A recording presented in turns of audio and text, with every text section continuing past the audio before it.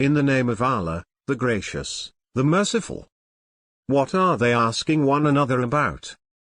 About the great event, about which they disagree. Surely, they will find out. Most certainly, they will find out. Did we not make the earth the cradle?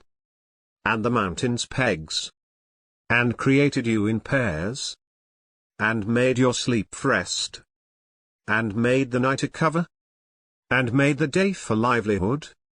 And built above you 7 strong ones? And placed a blazing lamp? And brought down from the clouds pouring water? To produce with it grains and vegetation? And luxuriant gardens? The day of sorting has been appointed. The day when the trumpet is blown, and you will come in droves. And the sky is opened up, and becomes gateways. And the mountains are set in motion, and become a mirage. Hell is lying in ambush.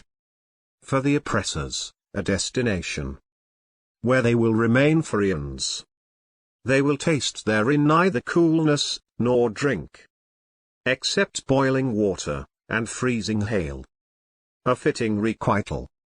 For they were not anticipating any reckoning. And they denied our signs utterly. But we have enumerated everything in writing. So taste. We will increase you only in suffering. But for the righteous there is triumph. Gardens and vineyards. And splendid spouses, well matched.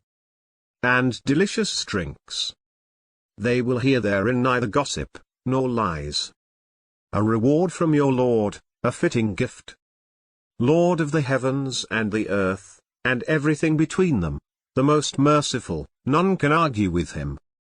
On the day when the Spirit and the angels stand in row, they will not speak, unless it be one permitted by the most merciful, and he will say what is right. That is the day of reality. So whoever wills, let him take away back to his Lord. We have warned you of a near punishment, the day when a person will observe what his hands have produced, and the faithless will say, "Oh, I wish I were dust."